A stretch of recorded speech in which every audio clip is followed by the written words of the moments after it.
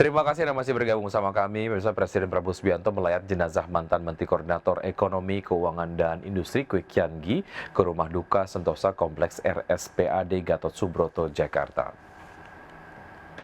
Pemirsa, Presiden Prabowo tiba di rumah duka disambut pihak keluarga di depan pintu masuk. Presiden yang didampingi keluarga langsung menuju peti jenazah Kwi Kian Gi yang berada di tengah ruang B rumah duka. Di depan peti jenazah ekonom senior tersebut, Kepala Negara memberikan hormat kepada jenazah Kwi Kian Gi.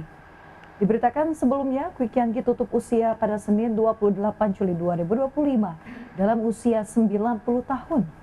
Presiden Prabowo Subianto menegaskan kiprah dan sepak terjang almarhum Kwi Kian Gi dalam perekonomian Indonesia sangatlah besar jasanya. Almarhum Kwi Kian Gi dinilai seorang ekonom andal yang berintegritas. Datang hanya untuk menghormati bela sungkawa ya Pak Kwik, seorang tokoh bangsa yang sangat berjasa.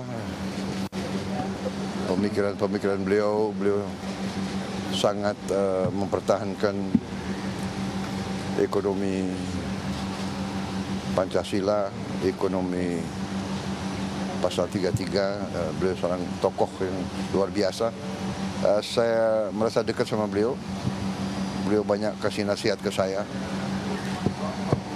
Bahkan beberapa hari yang lalu pun mengirim WA ya, memberi saran-saran. Beliau masih terus memberi WA.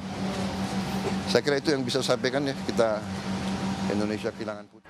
Kita ke informasi lainnya, pemirsa. Kementerian Sosial akan menambah 59 sekolah rakyat yang direncanakan akan mulai berjalan pada September 2025. Ya, dengan demikian diperkirakan akan ada 15.000 siswa sekolah rakyat sehingga jumlah guru pun akan ditambah hingga mencapai lebih dari 2.000 orang. Setelah membangun 100 sekolah rakyat rintisan tahun 2025-2026 yang beroperasi pada Juli dan Agustus 2025, pemerintah akan menambah 59 sekolah yang direncanakan akan mulai berjalan pada September 2025. Dengan demikian, diperkirakan ada 15.000 siswa sekolah rakyat, sehingga jumlah guru pun akan ditambah hingga secara keseluruhan mencapai lebih dari 2.000 orang. Menteri Sosial Saifullah Yusuf mengatakan sebanyak 63 sekolah sudah mulai berkegiatan pada 14 Juli lalu, sedangkan 37 sekolah lainnya akan mulai beroperasi pada Agustus mendatang. Dari 100 sekolah tersebut, sudah ada 97.000 siswa yang mengikuti kegiatan belajar. Dari 190 titik penyelenggaraan sekolah rakyat rintisan tahun 2025 itu bisa menampung kurang lebih sekitar 15.000 siswa sekolah rakyat dan melibatkan lebih dari 2.000 guru dan lebih dari 4.000 tenaga kependidikan lainnya seperti wali asrama, wali asuh, dan lain sebagainya. Mensos mengakui dari total guru yang sudah diseleksi, terdapat 140 orang yang mengundurkan diri. Sebagian besar beralasan wilayah tugas terlalu jauh dari domisili mereka, namun hal ini diklaim tidak akan mengganggu kegiatan belajar mengajar. Tim Liputan IDX Channel. PT Bumi Serpong Damai Tbk atau BSDE mencatat penurunan kinerja sepanjang 6 bulan pertama tahun ini.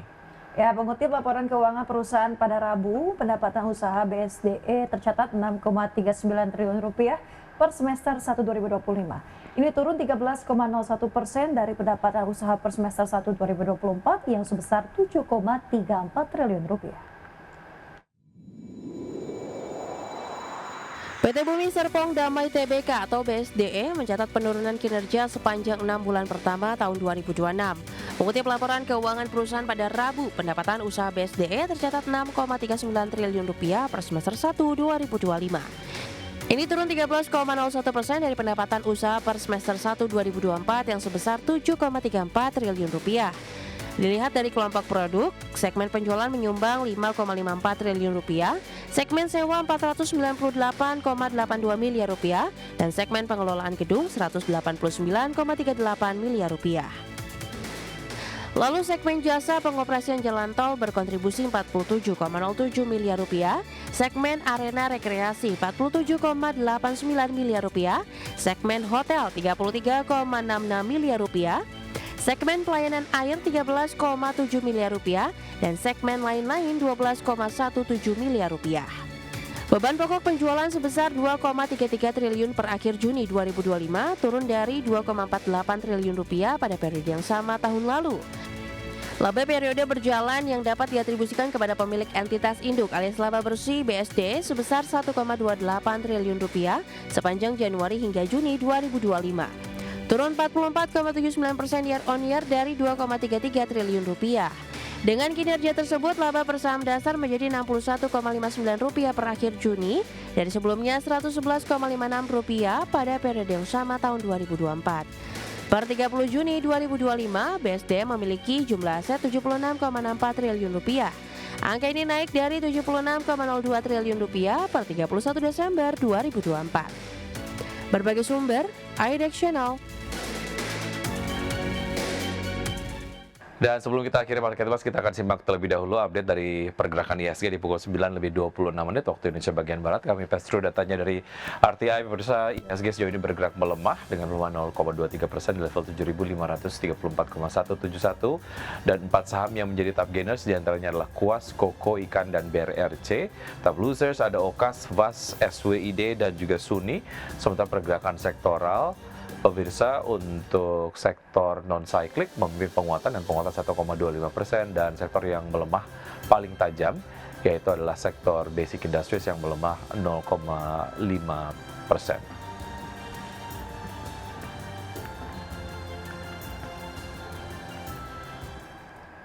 Ya, baik pemirsa, 60 menit sudah kami menemani Anda dalam Market Pasar ini. Semoga pembahasan hari ini dapat menjadi referensi dan juga sumber informasi untuk Anda. Tetap berbagi informasi Anda hanya di IDX Channel, yang trustworthy and comprehensive investment reference. Jangan lupa untuk menyaksikan program First Session Closing yang akan tayang pukul 12.00 waktu Indonesia bagian Barat. Karena urusan masa depan harus terdepan, aku investor saham. Saya Wiki Andrian.